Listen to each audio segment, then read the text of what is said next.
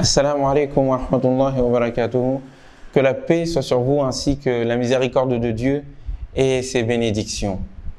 J'espère que vous allez bien et que ce ramadan est un ramadan intense spirituellement pour vous et pour nous tous. Et j'espère que ces vidéos que vous regardez tous les jours contribuent à cela. Un peuple qui subit l'esclavage voit sa vision des choses se réduire à l'immédiat. Il faut l'en libérer. Et cela demande un travail, un long travail. L'esclavage n'est pas juste les chaînes qui nous empêchent de bouger. C'est aussi les chaînes qui nous empêchent de penser. Tel était le défi et tel est le défi de Moïse face aux enfants d'Israël, afin de les éduquer et de les élever vers la mission qui est la leur, à savoir être un exemple, un modèle de civilisation pour l'ensemble à l'époque des cités et civilisations aux alentours. Il a fallu que Moïse lui-même ait une leçon, et cela lui fut donné, nous l'avons vu dernièrement, avec l'homme pieux que la tradition appelle Al-Khidr. Moïse, par cette leçon, a réussi à accéder à la profondeur du sens qui se trouve dans l'ordinaire, là où la mentalité de son époque et de son peuple réduisait l'attention quant aux signes de Dieu à ce qui est de l'ordre de l'extraordinaire et du miracle qui frappe l'imagination. Passer de ce qui frappe l'imagination vers ce qui donne sens à l'imagination, tel était le travail, telle était l'évolution que devait subir Moïse dans sa perception. Et nous avons vu que cela fut difficile même pour lui et qu'il n'a pas su être patient. Eh bien, il s'agit de faire atteindre les enfants d'Israël cette vision. Mais cela fut très difficile. Moïse a beaucoup souffert. Cette éducation des enfants d'Israël pour dépasser l'immédiateté des sens qui les réduisait à l'esclavage des sens, afin de les en libérer pour les faire atteindre l'objectif, le sens des finalités et la capacité de voir dans l'ordinaire de la création la grandeur de Dieu subhanahu wa ta'ala, c'est ce qui normalement leur permettait, c'est ce qui devait leur permettre de se libérer et de jouer le rôle. Mais cela est compliqué. Et donc il va falloir plusieurs épisodes, de longs moments, juste même après le départ et la mort de Moïse, pour que les enfants d'Israël, du moins en leur partie, puissent atteindre un tout petit peu, puissent atteindre en tout cas ce pourquoi Moïse s'est battu. Une vache va être le lieu d'exécution, ou plutôt le lieu d'apprentissage que les enfants d'Israël auront du mal à intégrer dans leur manière de penser, dans leur méthodologie de pensée. وَإِذْ قَالَ, nous dit le Coran, et rappelle-toi lorsque Moïse dit à son peuple, Inna Allah ya'murukum, Dieu vous ordonne, an tazbahu baqara, que vous égorgiez une vache. Voilà ce qui leur est demandé. Voilà ce qui leur fut demandé à ce peuple qui s'est vautré dans l'adoration de l'enfant de la vache, al-ijl, le veau. Il est demandé à ces derniers d'égorger la vache afin de la dédiviniser, afin de la désidéaliser, afin, au fond, d'égorger l'amour intense, folle, qu'ils ressentaient dans leur cœur pour cet animal. Le Coran dit d'ailleurs, dans d'autres passages de la même sourate que je suis en train de citer, Al-Baqarah, wa ushribu fi qulubihimul ajl. Et leur cœur fut abreuvé de l'amour intense pour ce veau. Donc ça n'était pas une chose, accidentelle, momentanée. Ils avaient développé un attachement des plus intenses pour ce veau. Et il s'agit de les en libérer d'une part. Et d'autre part, de les faire accéder à la sagesse qui fait que nous ne fétichisons pas, le mot est un peu difficile, les choses, mais plutôt nous les dépassons vers ce qui leur donne sens, vers la sagesse. Inna Allah, Dieu vous ordonne d'égorger la vache. Juste une vache, égorgez-la et vous verrez ce qu'il y a ensuite. Qalu, ils lui répondirent, Atattakhiduna huzwa, mais tu te moques de nous, Moïse? Tu te fiches de nous, Moïse? Tu nous prends-tu en moquerie? Qala, ils leur répondirent. Il leur répondit, A'udhu billahi, je cherche protection auprès de Dieu, an akuna min al-jahilin, que je sois du nombre, contre le fait d'être du nombre des ignorants. Je vous dis que Dieu vous ordonne et vous prenez cela comme étant une moquerie. Seul un ignorant peut aller dans ce sens-là. Et ne pas prendre au sérieux les ordres de Dieu. Ils n'ont vu que la vache et n'ont pas vu que l'ordre vient de Dieu. Et qu'ici, l'ordre vient de Dieu, la vache en elle-même et le fait de l'égorger prennent un tout autre sens qu'il va falloir découvrir. Mais ils ne l'ont pas vu. Ils ne veulent pas le voir. Pour quelle raison? Nous allons observer cela. Qalu, ils lui dirent, Ud'u lana rabbak. Regardez le terme utilisé. Invoque donc ton Seigneur, ton Dieu. Pas le leur. Ton Dieu, ton Seigneur à toi, Moïse. Afin qu'il nous indique de quelle vache il s'agit. Et Moïse va leur répondre en donnant des détails. Il s'agit d'une vache qui est ni trop grande ni trop petite, qui est de couleur jaune, faqi'un lawnuha tasurru an-nazirin, et dont la couleur est éclatante et qui fait plaisir aux yeux de ceux qui regardent. Et ils vont continuer, ils vont multiplier les questions. Elle est comment? Elle est de quelle couleur? Moïse, si tu ne nous indiques pas plus amplement qu'est-ce que c'est que cette vache, car les vaches sont en train d'être, comment dire, de ne point se distinguer à nos yeux. Et il va leur donner, il s'agit d'une vache qui n'est ni utilisée pour cultiver, ni utilisée pour donner de l'eau. Musallamatun la shiyata fiha, et qui est complètement saine. Sa peau est saine de toute tache. Il n'y a rien du tout. Donc, vous voyez que on partait d'une vache simplement à égorger jusqu'à arriver à une vache bien spécifique, impossible ou très difficile à trouver. Ils se sont eux-mêmes compliqués la vie. C'est ce type de religiosité, c'est ce type de compréhension du monde qui empêcha une partie des enfants d'Israël à comprendre le message divin et à s'élever vers la leçon que le divin va leur donner. Ils ont vu tous les miracles. Ils sont venus jusqu'à même demander cette mentalité, cette vision des choses, qui ne voit que l'apparence des choses et qui est incapable de s'élever vers le sens et qui a eu un rapport avec la religion, qui a un rapport avec la vie, qui a un rapport avec la loi, qui est un rapport littéraliste, formaliste, de détail, de division, d'incapacité de voir le dénominateur commun qui leur donne sens. Impossible. Impossible. Alors ils vont même jusqu'à aller demander Arina Allah jahra. Nous, ô Moïse, la nu'mina laka. Nous n'allons pas croire en toi jusqu'à ce que tu nous fasses voir Dieu tout de suite. Jahratan, de façon manifeste.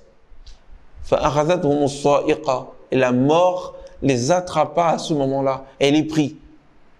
Puis ensuite Dieu les ressuscita. C'est cette même mentalité, cette même vision matérialiste, cette même incapacité à comprendre le sens du monde comme le sens des règles, qui leur fera à un moment donné dire, dans d'autres passages, notamment dans la sourate Al-Baqarah, Moïse, nous en avons assez de la nourriture qui du ciel descend. Pour nous, nous voulons plutôt en réalité, demande donc à ton Dieu, à ton Seigneur, de faire sortir pour nous de la terre de ces oignons, de ces poivres et d'autres types de légumes qu'ils vont se mettre à lister. Ils vont lister les différents légumes. Ils ne vont pas donner une idée globale, nous voulons d'autres repas. Non, ils vont se mettre à lister, comme si le fait de lister en détail chaque chose participe de cette mentalité incapable de voir le sens des choses. Et donc, c'est ce que nous montre l'épisode de la vache. Ils vont se mettre à chercher les détails de la vache, là où il s'agissait d'essayer de comprendre le sens de la vache. Le sens de la vache va être indiqué lorsque il sera question de ressusciter un mort, assassiné parmi eux par l'un d'entre eux, et donc de prendre une partie de cette vache qu'ils idolâtraient ou dont ils idolâtraient l'enfant, le veau d'or, de prendre une de ces parties et de frapper le corps du défunt afin que celui-ci se lève et qu'il voie aussi que derrière la vache il y avait un sens, que derrière la mort il y a un sens et qu'il y a toujours un sens et une sagesse derrière les actes de Dieu. C'était cela, c'était ce regard, c'était cette vision que la leçon de la vache voulait faire atteindre et comprendre les enfants d'Israël. Cependant, ils étaient récalcitrants, ils étaient rebelles, ils étaient petits. Le prophète de Dieu était là, Moïse. Les miracles se sont égrenés sur eux, face à eux, depuis Pharaon, jusque ces moments-là, voire au-delà. Une mer qui s'ouvre, un bâton qui se transforme, une main qui s'éclaire, les plaies multiples et diverses qui s'abattaient sur le peuple de Pharaon. La viande, la manne qui descendait du ciel et d'autres types de miracles. Mais le cœur, lorsqu'il s'endurcit, est incapable de comprendre et de voir le sens des choses d'une part, et donc est incapable de s'étonner des choses, car il y a ici un manque d'étonnement flagrant. Or, l'étonnement, c'est le début de la foi. L'étonnement, c'est le début de la foi. L'étonnement, c'est le début de la compréhension. Tous ces miracles qui se sont égrenés devant eux dans leur vie, dans leur parcours, n'a pas fait bouger une once d'étonnement en eux. Thumma, dit le Coran, qasat qulubukum. Puis, après cela, après avoir vu même le mort être ressuscité, thumma qasat qulubukum, après cela, vos cœurs se sont endurcis. Fahiya kal hijara, et la voici telle des pierres. Aw ashaddu qaswa, voire même encore plus dure que la pierre. Car il y a des pierres qui, à un moment donné, se mettent à tomber par la crainte de Dieu. D'autres qui laissent paraître et à travers eux laissent passer, ou à partir d'eux laissent passer et laissent paraître des rivières, des eaux, des fleuves. Et il y a des pierres desquelles jaillissent des fleuves. Et d'autres qui se mettent à tomber pour Dieu en raison de la crainte de Dieu qu'ils ressentent. Car l'objectif de tout ceci, l'objectif de la religiosité, l'objectif de la religion, l'objectif de la révélation, c'est l'objectif de Moïse tel qu'il fut envoyé à Pharaon lui-même. لَعَلَّهُ يَتَذَكَّرُ أَوْ يَخْشَى, afin qu'il puisse se rappeler أَوْ يَخْشَى, ou qu'il ait de la crainte en lui. Eh bien, il y a des pierres, des rochers, لَمَا يَهْبِطُ مِنْ خَشْيَةِ اللَّهِ, qui se mettent à tomber en raison de la crainte de Dieu qu'elles ressentent. Et il y en a d'autres qui se mettent à craquer carrément en raison de la conscience qu'elles ont de Dieu. Des pierres. Mais ces cœurs étaient plus durs que de la pierre. Et donc leur regard sur les ordres, littéralistes, formalistes, incapables de comprendre le sens, leur incapacité aussi à voir dans la vie le sens et à demander toujours l'immédiateté du miracle, l'immédiateté de l'extraordinaire, jusqu'à vouloir faire venir Dieu sur terre et ne pas s'élever au-delà de la vie pour voir les signes, ils en étaient incapables. Ils en étaient incapables. Eh bien, tel était aussi leur rapport avec les ordres de Dieu. Tel était aussi leur rapport avec leur relation avec Dieu. Toute cette dureté a indiqué leur insensibilité d'une part, et cette insensibilité révélait leur rébellion contre Dieu d'une part, et ensuite se déverser en termes de regard, de méthodologie et d'action sur l'ensemble de leur vision, sur l'ensemble de leur action, et même dans la manière dont ils vont prendre la religion. C'est la raison pour laquelle toujours cet esprit matérialiste, cette incapacité, cet esprit baqarite, c'est-à-dire de veau, en fait, par rapport à l'épisode de la vache, c'est ce qui fera que la manière dont ils prendront les ordres de Dieu, empreinte toujours de rébellion, fera que la loi changera dans le sens de l'interdiction la plus stricte, en raison, pour illustrer le châtiment et la colère divine. Le durcissement des lois est à l'image du durcissement des cœurs. Le durcissement des cœurs se voit dans la recherche des détails, le fait de chicaner. Et c'est le signe de la rébellion, c'est-à-dire le fait de ne pas vouloir obéir. C'est comme quand vous avez un enfant à un moment donné qui veut pas, quand vous lui dites « fais ceci ». Et il y a une manière de poser des questions qui indique clairement qu'il n'a pas envie. Ouais. Pourquoi c'est où? Mais où sont mes chaussures? Mais voilà, et il manque ceci, et qu'est-ce qui va là-bas, et qu'est-ce qu'on doit faire? Vous vous rendez compte qu'il n'est pas là pour essayer de comprendre votre volonté pour mieux l'appliquer. Il essaie de trouver les failles qui va lui faire éviter d'obéir à votre ordre. Il en est de même pour un certain type de religiosité. L'apparence, c'est qu'ils disent suivre les ordres divins, alors qu'en réalité, ce qu'ils suivent, c'est leur passion. Et s'ils peuvent détourner le sens de la loi dans le sens de leur passion, ils le feront. Toujours comme étant l'expression de leur rébellion, de leur orgueil et de leur incapacité à comprendre le sens des choses. Cela va se voir dans cette histoire qui nous est contée aussi par le Coran, toujours dans la même sourate Al-Baqarah et aussi dans la sourate Al-A'raf, la 7e sourate, où il s'agit de ceux qui parmi eux ont péché le jour du sabbat. Le jour de sabbat leur a été imposé. Très bien. Ou dans lequel ils ne doivent pas travailler. Ils doivent se couper des activités du monde dans lesquelles ils étaient plongés jusqu'à la nuque. Il s'agit donc à un moment donné de permettre un détachement, permettre un dépassement. C'est le sens, à mon avis, de la sabbat. Face à des gens complètement plongés dans l'immédiat, dans l'instant, dans l'instinct et dans l'oubli de l'au-delà, ce qui se voit d'ailleurs dans la Torah, eh bien vous vous rendez compte qu'il faut à un moment donné leur donner un jour où obligatoirement ils peuvent se consacrer complètement au divin et donc se détacher de ce qui occupe leur esprit en tant qu'amour immodéré pour l'ici-bas. Et vous le voyez d'ailleurs dans la Torah et dans l'Ancien Testament, où la question de l'au-delà est quasi absente. Quasi absente.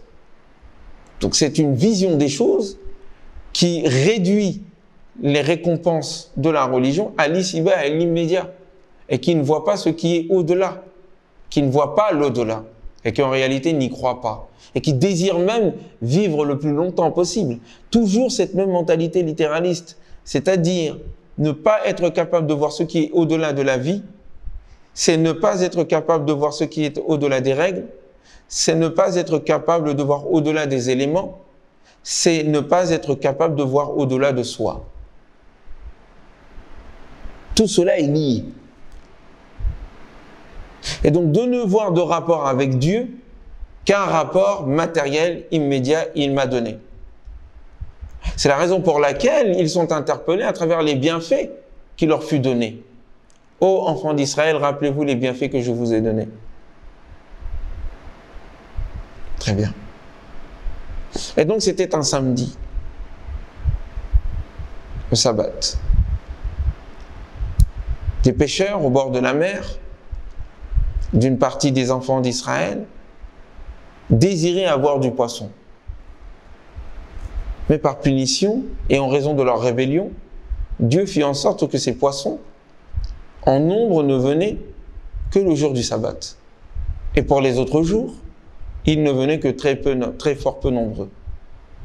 Alors, ils imaginèrent ce subterfuge de respecter l'apparence de la loi tout en détournant, tout en trahissant son esprit.